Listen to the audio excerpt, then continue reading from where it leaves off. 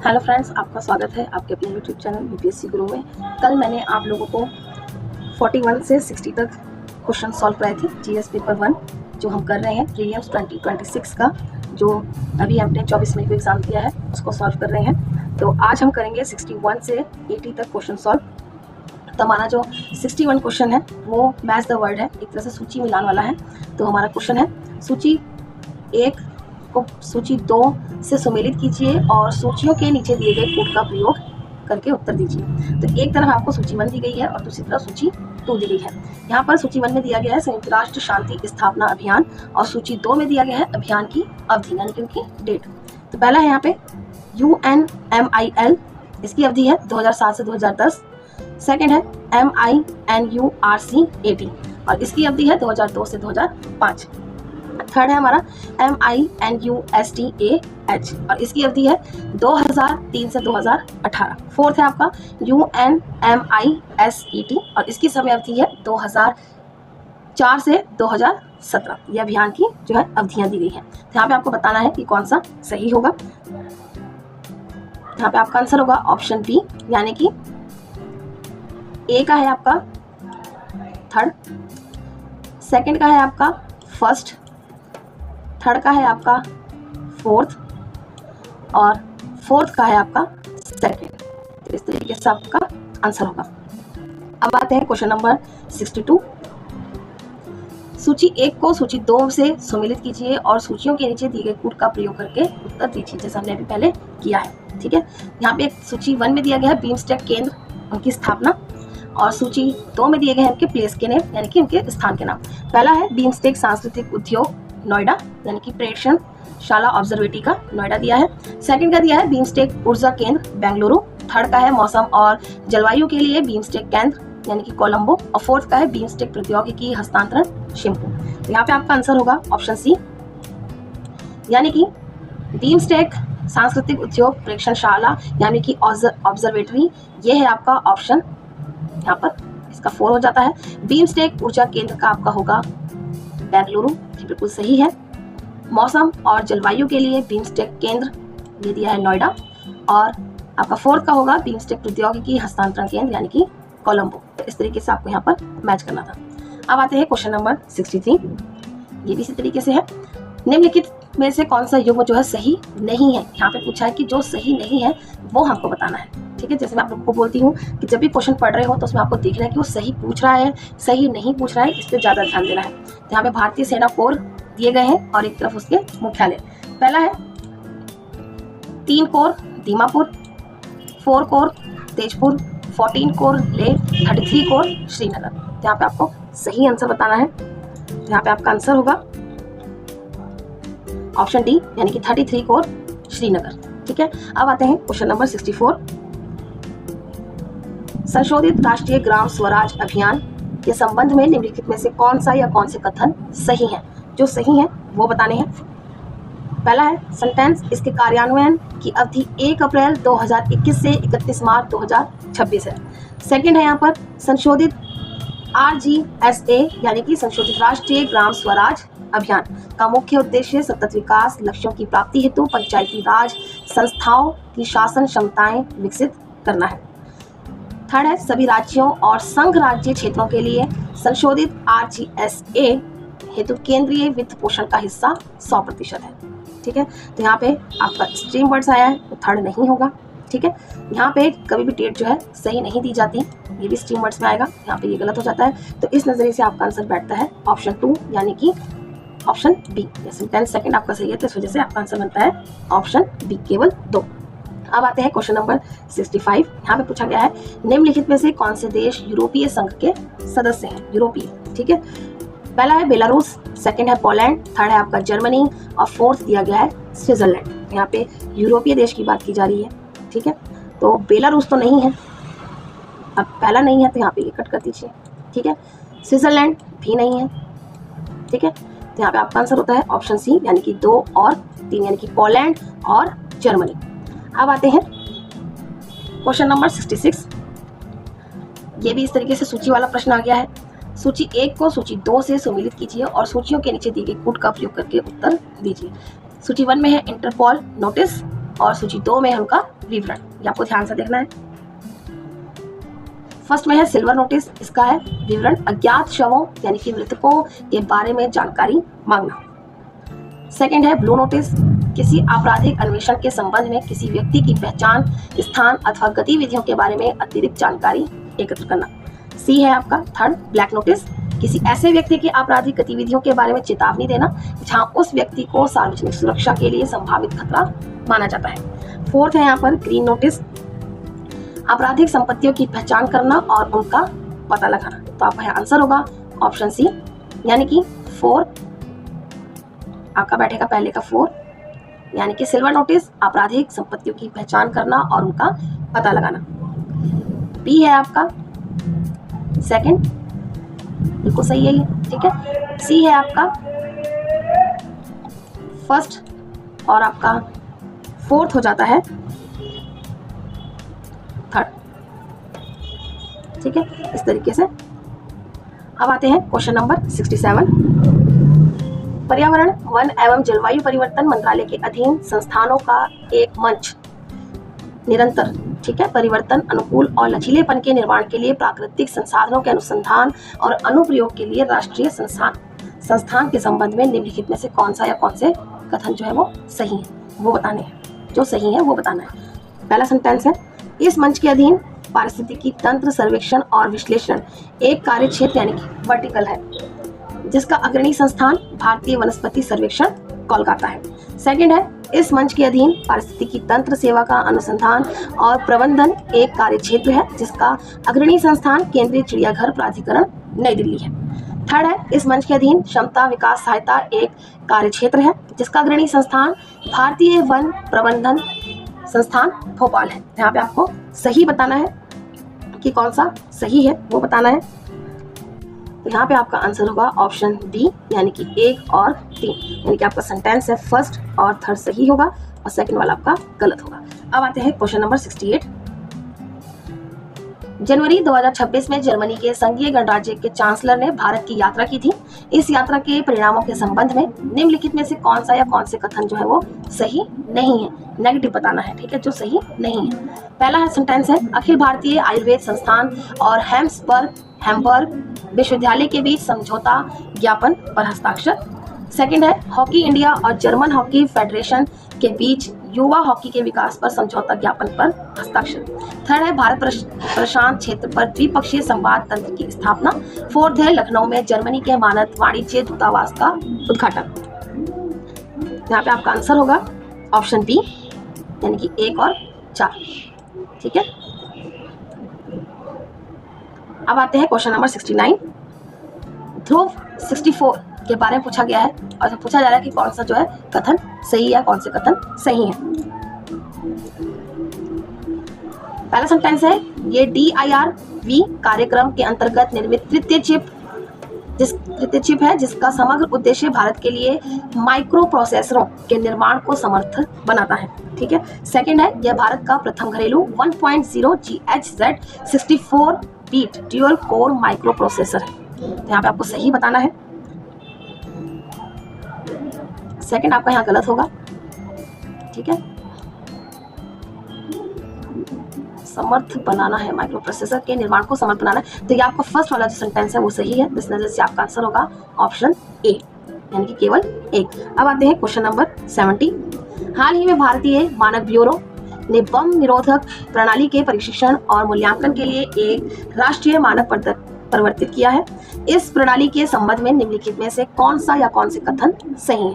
पहला सेंटेंस है, नए मानक को IS 19445 पॉइंट रेशियो दिया गया है, 2025 के रूप में जाना जाता है, ठीक है। सेकंड है, इससे विभिन्न एजेंसियों के बीच उपकरण की अंतर संचालितता में सुधार होगा। सॉरी, यहाँ पर ये जो PDF है, PDF में याले क्वेश्चन थोड़ा सा ब्लर आ रखा है, तो वो थोड़ा दिक्कत हो रही है। थर्ड है, DRDO के TBRL द्वारा 30वें सेंट्रल साइंटिफिक रिसर्च इंस्टीट्यूट रूस के सहयोग से इसका विकास किया गया, ठीक है। तो यहाँ पे आपका आंसर होगा ऑप्शन सी, यानी कि 1 और 2। अब आते हैं क्वेश्चन नंबर 71। एक्स का जन्म UK में हुआ। उन्हें 2025 में नोबेल पुरस्कार प्रदान किया गया। जब इस पुरस्कार की घोषणा की गई तब वे एक अमेरिकी विश्वविद्यालय प्रोफेसर थे। एक्स को पहचानिए। यहाँ पे प्रोफेसर का नाम दिया गया है और यहाँ पे पूछा गया कि किसके बारे में बात की जा रही है। यहाँ पे आपका आंसर होगा जॉन क्लार्क। ठीक है, ऑप्शन सी। अब आते हैं question number 72। Grand slam tennis टूर्नामेंटों के संबंध में निम्नलिखित में से कौन से कथन जो है वो सही है, वो बताने हैं। फर्स्ट है आपका, इन टूर्नामेंटों का एक साझा शासन ढांचा है जो 4 ग्रैंड स्लैम टूर्नामेंटों के बीच साझेदारी स्थापित करता है। सेकंड है, ये टूर्नामेंट 14 वर्ष के अधिक आयु के सभी अंतर्राष्ट्रीय रैंक के टेनिस खिलाड़ियों के प्रवेश के लिए खुले हैं। स्ट्रीम वर्ड्स आए, ध्यान रखेगा। ठीक है। थर्ड है, किसी ग्रैंड स्लैम टूर्नामेंट में प्रतिस्पर्धा करने के लिए किसी खिलाड़ी को प्राप्त हो सकने वाले वाइल्ड कार्डों की संख्या की सीमा है। ठीक है, तो आपका यहाँ पे आंसर होगा ऑप्शन सी, यानी कि फर्स्ट। अब आते हैं क्वेश्चन नंबर 73।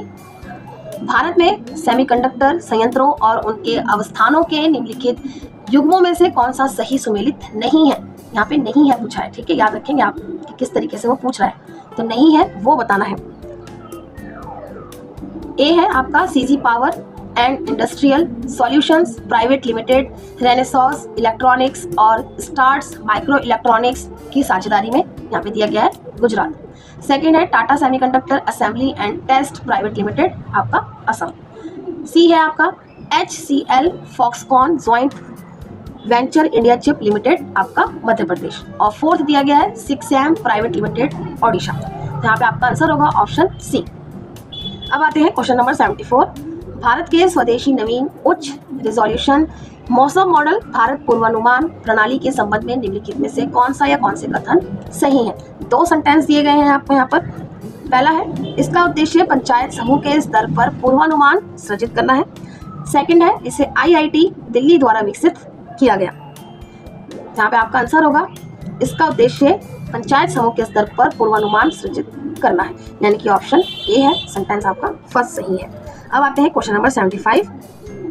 यहाँ पे देखिए अब यूपीएससी ने क्या किया है, फिल्म के बारे में पूछने लग गई है क्वेश्चन। मतलब बहुत ज़्यादा पैटर्न चेंज कर दिया है इस साल पेपर को पूरी तरीके से अनफेयर बनाने के लिए। टफ नहीं, इसको मैं अनफेयर बोलूँगी। फिल्म भूख के संबंध में निम्नलिखित कथनों पर विचार कीजिए। यहाँ पे 3 सेंटेंस दिए गए हैं। हाल ही में इस फिल्म ने बाल एवं पारिवारिक फिल्म श्रेणी में British academy of film and television arts पुरस्कार जीता। सेकंड दिया है, इस फिल्म का निर्देशन लक्ष्मी प्रिया देवी ने किया। थर्ड है, बाल एवं पारिवारिक फिल्म श्रेणी में BAFTA यानी कि British academy of film and television arts पुरस्कार जीतने वाली यह पहली भारतीय फिल्म है। यहाँ पे आपका आंसर होगा ऑप्शन ए, यानी कि 1, 2 और 3 तीनों ही सही हैं। अब आते हैं क्वेश्चन नंबर 76। ब्लॉकचेन प्रौद्योगिकी। ठीक है, यहाँ पे ब्लॉकचेन प्रौद्योगिकी की बात की जा रही है। उसकी विशेषताओं के संबंध में कौन से जो कथन है वो सही है। पहला सेंटेंस है, डेटाबेस में भंडारित अभिलेख परिवर्तन के जोखिम के बिना संबंधित हितधारकों को दृष्टिगोचर करवाए जा सकते हैं। सेकंड है, संपूर्ण डेटाबेस की प्रतियों को बहुत सारे कंप्यूटरों के एक नेटवर्क पर भंडारित किया जाता है जिनका तुल्यांकन यानी कि सिंक सेकंडों के भीतर होता है, यानी कि सेकंड के अंदर हो जाता है। थर्ड है, कंसोर्टियम ब्लॉकचेन सार्वजनिक और निजी ब्लॉकचेनों का मिश्रण है जो चयनित डेटाबेस यानी कि डेटा पहुंच की अनुमति देता है। फोर्थ है, गणितीय एल्गोरिथम एक बार अभिलिखित किए गए और स्वीकार किए जा चुके किसी भी डेटा के परिवर्तन या विलोपन को असंभव बना देता है। ठीक है, यहाँ पे इसको आप नोट करके रखेंगे। अब देखते हैं कौन सा नहीं हो सकता है। चैनलों का मिश्रण है, सार्वजनिक और निजी दोनों का नहीं है, हटा दीजिए आप यहाँ पर। डेटाबेस में भंडारित अभिलेख जोखिमों के बिना संबंधित हितधारकों को दृष्टिगोचर करवाए जा सकते हैं, नहीं। तो 1 और 3 जहाँ नहीं है उसको हटा दीजिए। ठीक है, तो आपका आंसर होगा ऑप्शन बी, यानी कि 2 और 4। अब आते हैं क्वेश्चन नंबर 77। एक ई वाणिज्य रिवेन्यू मॉडल जहां विक्रेता के पास कीमत निर्धारण पर नियंत्रण तो है किंतु विक्रेता उत्पादों का स्टॉक नहीं रखता है और इसके बदले किसी अन्य पक्षकार आपूर्तिकर्ता को ग्राहक के ऑर्डर और लदान संबंधी विवरण भेजता है जो आगे सीधे ग्राहक को सामान भेज देता है। इस मॉडल को क्या कहा जाता है, ये बात की जा रही है। पहला है drop shipping model, affiliate revenue model, transaction fee revenue model, agency revenue model. यहाँ पे आपका आंसर होगा option A, drop shipping model. अब आते हैं क्वेश्चन नंबर 78। निम्नलिखित में से कौन सा भारतीय रिजर्व बैंक के वित्तीय समावेशन सूचकांक के 3 मुख्य उप सूचकांकों को सटीक रूप से दर्शाता है? पहला सेंटेंस है, यहाँ पर दिया गया है क्रेडिट पहुंच, बीमा गहनता और पेंशन व्याप्ति। सेकंड है बैंकिंग पहुंच, जीडीपी अंशदान और वित्तीय साक्षरता। थर्ड है आपका पहुंच, उपयोग और गुणवत्ता। फोर्थ है पहुंच, वहनीयता और पारदर्शिता। यहाँ पे आपका आंसर होगा ऑप्शन सी, यानी कि पहुंच, उपयोग और गुणवत्ता। अब आते हैं क्वेश्चन नंबर 79। निम्नलिखित में से कौन सा भारत के डिजिटल कॉमर्स के लिए ओपन नेटवर्क पहल के मूल उद्देश्य का सर्वोत्तम रूप से वर्णन करता है? यहाँ पे आपको 4 सेंटेंस दिए गए हैं ऑप्शन के रूप में। पहला है सभी डिजिटल वाणिज्य लेन देनों पर सरकारी नियंत्रण की अनुमति देना। तो स्ट्रीम वर्ड्स आया है, ठीक है, ध्यान रखेंगे। सेकंड है निजी ई कॉमर्स व्यापारियों को प्रतिस्थापित करना। थर्ड है सभी नेटवर्कों के बीच अंतर संचालनता को समर्थ बनाकर बड़े ई वाणिज्य प्लेटफॉर्मों के प्रभुत्व को समाप्त करना। फोर्थ है सभी ऑनलाइन लेन देनों के लिए यूपीआई आधारित भुगतानों को अनिवार्य करना। ठीक है, तो यहाँ पे आपको समझना है इसको अच्छे से, तब जाके इसका आंसर देना है। यहाँ पूछा डिजिटल कॉमर्स के लिए ओपन नेटवर्क, सभी नेटवर्कों के बीच। ठीक है, यहाँ पे आपका ये वाला आंसर ऑप्शन सी जो है वो सही होगा। अब आते हैं क्वेश्चन नंबर 80, जो हमारा आज का लास्ट क्वेश्चन रहेगा। कल मैं आगे 81 से आपके 100 तक का हम आगे इसको सॉल्व करेंगे। एकीकृत भुगतान इंटरफेस यानी कि यूपीआई और केंद्रीय बैंक डिजिटल मुद्रा यानी कि डिजिटल रुपया के बारे में निम्नलिखित में से कौन सा कथन जो है वो सही नहीं है, नेगेटिव बताना है। ठीक है, पहला सेंटेंस है यूपीआई एक तत्काल भुगतान प्रणाली है, किंतु डिजिटल रुपया राष्ट्रीय यानी कि सॉवरेन कागजी मुद्रा के सदृश है। सेकंड है यूपीआई के मामले में धन को जैसे ही नामे डाला जाता है यानी कि डेबिटेड जाना चाहता है या जमा किया जाता है, अंतिम उपयोगकर्ताओं के लिए निपटान तत्काल हो जाता है, किंतु डिजिटल रुपये के मामले में निपटान नहीं हो पाता है क्योंकि वॉलेट शेष का अन्य वॉलेट में अंतरण हो जाता है। थर्ड है आपका यूपीआई लेनदेनों को बैंकों द्वारा अभिलिखित यानी कि रिकॉर्ड किया जाता है और उन्हें बैंक विवरणों में दर्शाया जाता है, किंतु डिजिटल रुपया के मामले में बैंक विवरणों में कोई डेटा दर्ज नहीं किया जाता है क्योंकि लेनदेन एक वॉलेट से दूसरे वॉलेट में होता है। ठीक है, अब यहाँ पे पूछा है नहीं बताना है, जो नहीं है, जो सही नहीं है। तो फोर्थ है दोनों मामलों यानी कि दोनों का कंपैरिजन कर दिया यहाँ पे यूपीआई और डिजिटल रुपया में उपयोगकर्ताओं और उनके संबंधित बैंकों पर जो है देयता होती है। यहाँ पे आपका जो आंसर होगा वो होगा ऑप्शन डी, यानी कि दोनों मामलों में। तो आज हम 80 तक क्वेश्चन सॉल्व करेंगे, कल हम करेंगे 81 से पूरे 100 तक। तो कल हमारा ये पूरा जो GS 1 का पेपर है ये पूरा फिनिश हो जाएगा। उसके बाद CSET को सॉल्व करेंगे। आई होप कि आप लोगों को आज के पूरे आंसर जो है 80 तक अच्छे समझ में आए होंगे। स्टार्टिंग से जो भी मैंने बताए हैं आप लोगों को, आप लोग प्लीज़ पहले की वीडियो भी जरूर देखें। तो मिलते हैं कल, इस टेस्ट को पूरा अच्छे से कंप्लीट करेंगे कल हम लोग। तो तब तक के लिए आप सबको मेरी शुभकामनाएं।